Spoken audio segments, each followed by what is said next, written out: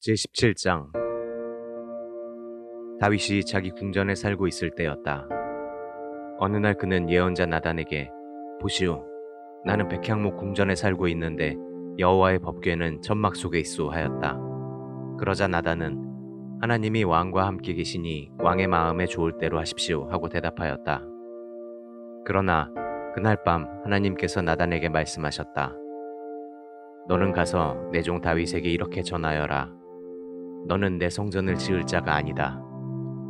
나는 이스라엘 백성을 이집트에서 인도해 낸 날부터 지금까지 성전에 있어 본 적이 없고 언제나 천막에 살면서 이리저리 옮겨 다녔다. 내가 이스라엘 백성과 함께 어느 곳으로 옮겨 다니든지 나는 내 백성의 목자들인 이스라엘 지도자들에게 어째서 나에게 백향목 성전을 지어주지 않느냐고 말한 적이 없다. 그러므로 너는 내 종 다윗에게 전능한 나 여호와가 이렇게 말한다고 일러주어라. 내가 들에서 양을 치던 너를 택하여 내 백성 이스라엘의 통치자로 삼았고 또 내가 어디로 가든지 내가 너와 함께하여 내 앞에서 너의 모든 대적을 파멸시켰다. 앞으로 나는 내 이름을 세계에서 가장 유명한 사람의 이름처럼 높여주겠다. 내가 내 백성 이스라엘을 위해 정착지를 마련해 주었으므로 그들이 다시는 옮겨 다니지 않아도 될 것이다. 사사들이 나라를 다스리던 시대부터 그들은 악한 민족들의 침략으로 많은 괴로움을 받아왔으나 다시는 그런 일이 없을 것이다. 너는 전쟁이 없는 태평 세월을 누리고 내 자손들은 계속 이스라엘을 다스릴 것이다. 이 세상에서 내 목숨이 다하여 내가 죽으면 내가 내 아들 중 하나에게 너의 왕위를 이어받게 하고 그의 나라를 견고하게 하겠다. 바로 그가 나를 위해 성전을 건축할 자이다.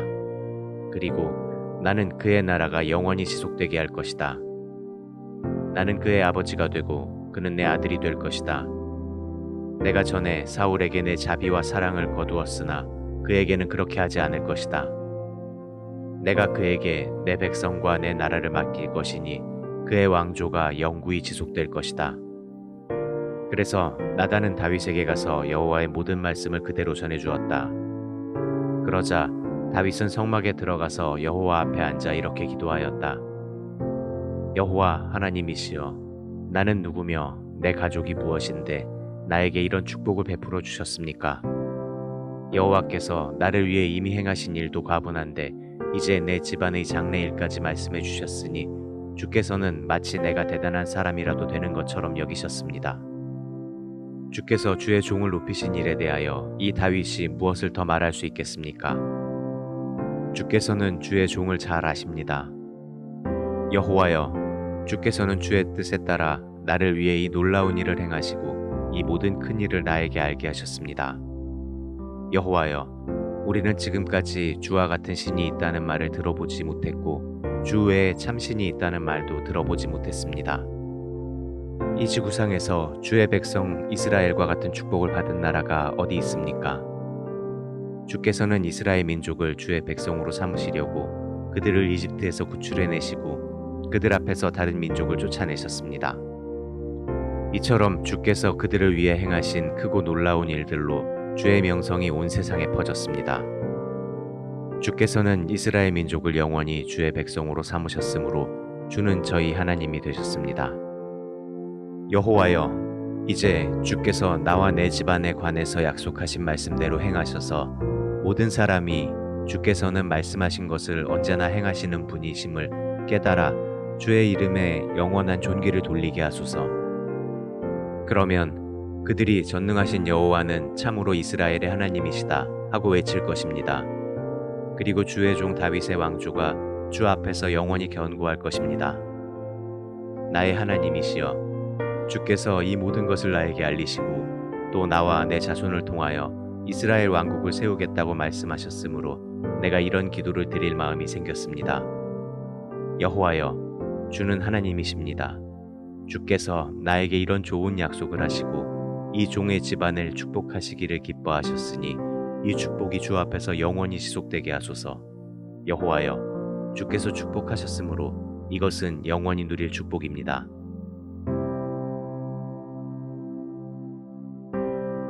제18장. 그 후에 다윗은 블레셋 사람을 쳐서 복종시키고 가드와 그 주변 일대의 부락들을 빼앗았으며 또 모압을 정복하고 매년 조공을 바치도록 하였다. 그런 다음 다윗은 하맛 부근에 있는 소바의 하다데셀 왕을 공격하였다. 이것은 하다데셀이 유프라테스강 상류 일대를 다시 장악하려고 했기 때문이었다. 그 전투에서 다윗은 전차 1000대를 빼앗고 마병 7000명과 보병 2만 명을 생포했으며 전차 100대의 말을 제외한 나머지 말들은 모조리 발의 힘줄을 끊어버렸다. 그는 또 하다데셀을 도우러 온 다마스커스의 시리아군 2만 2천 명을 죽이고 다마스커스에 주둔군을 두었다. 그때부터 시리아 사람은 다윗의 종이 되어 그에게 조공을 바쳤다. 이와 같이 여호와께서는 다윗이 가는 곳마다 그에게 승리를 주셨다. 다윗은 하다데셀 왕의 신하들이 사용하던 금방패를 빼앗아 예루살렘으로 가져왔고 또 하다데셀이 통치하던 성인 디브핫과 군에서 아주 많은 양의 놋도 빼앗아 왔다. 후에 솔로몬 왕은 그 놋을 녹여 그것으로 성전의 물탱크와 기둥과 여러 가지 놋그릇을 만들었다. 하맛 왕 도후는 다윗이 하다데셀과의 전투에서 승리했다는 말을 듣고 그를 축하하기 위해 자기 아들 하도람을 보냈다. 이것은 하다데셀과 도후가 서로 적대 관계에 있었기 때문이었다. 그는 다윗에게 금과 은과 놋으로 만든 여러 가지 물건을 선물로 보냈다. 다윗 왕은 에돔, 모압, 암몬, 아말렉, 블레셋 사람에게서 빼앗은 금은과 함께 이 선물들도 여호와께 바쳤다. 스루야의 아들 아비새가 소금 골짜기에서 에돔 사람 18,000명을 쳐 죽이고 에돔의 전 지역에 주둔군을 두었으므로 에돔 사람들도 다윗의 종이 되었다. 이와 같이 여호와께서는 다윗이 가는 곳마다 그에게 승리를 주셨다. 다윗은 이스라엘 전역을 다스리며 모든 백성을 위해 언제나 공정하고 옳은 일을 하였다. 당시 그의 군대 총사령관은 스루야의 아들 요압이었고 그의 역사관은 아힐루스의 아들 여호사밧이었으며 제사장은 아히두베 아들 사독과 아비아달의 아들 아히멜렉이었다. 그리고 궁중서기관은 사와사였으며 그의 경호대장은 여호야다의 아들 브나야였고 궁중자문관은 그의 아들들이었다.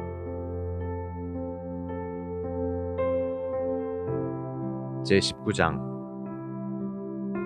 암몬의 나하스 왕이 죽자 그의 아들 하눈이 왕위를 계승하였다. 이때 다윗은 나하스가 자기에게 은혜를 베풀었으므로 그의 아들 하눈에게 호의를 베풀어야겠다고 생각하였다. 그래서 다윗은 그 아버지의 죽음에 조의를 표하려고 하눈에게 특사를 보냈다. 그러나 다윗이 보낸 조문단이 암몬 땅에 도착했을 때 하눈의 신하들이 그에게 말하였다. 다윗이 이 조문객들을 보낸 것이 왕의 부친을 공경해서라고 생각하십니까? 아닙니다. 이들은 우리 동태를 살펴 이 성을 함락시키려고 여기에 온 것이 틀림없습니다.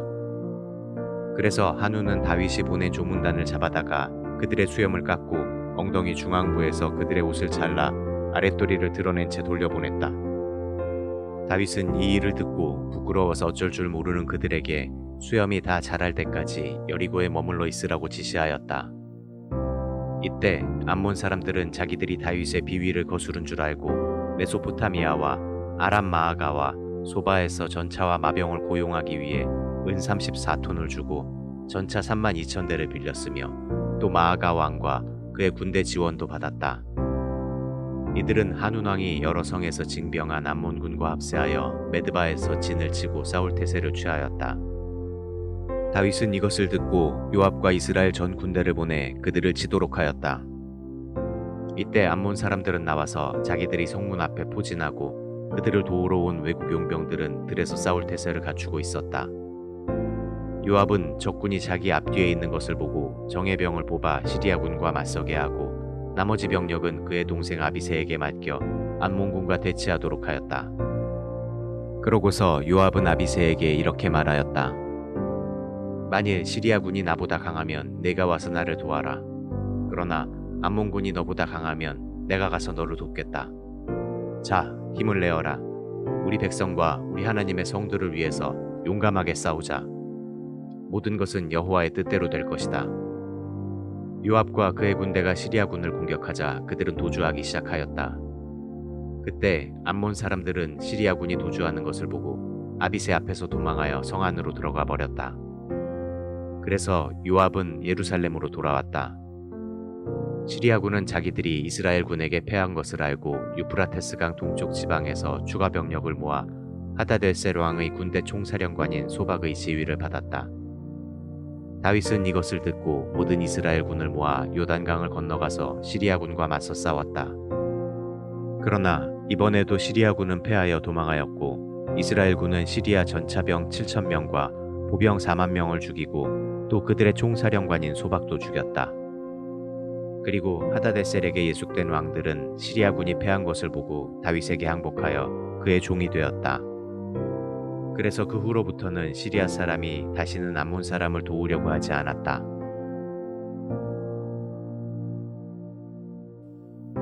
제20장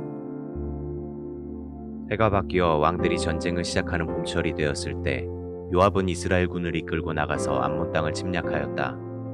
그러나 다윗은 예루살렘에 머물러 있었다.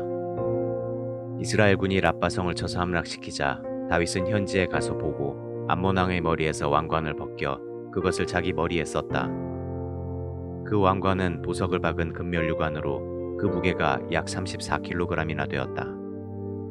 다윗은 또 그 성에서 수많은 전리품을 거두고 그 백성들을 거기서 끌어내어 강제로 톱질과 괭이질과 도끼질을 시켰으며 암몬 사람의 다른 모든 성에도 이렇게 하였다.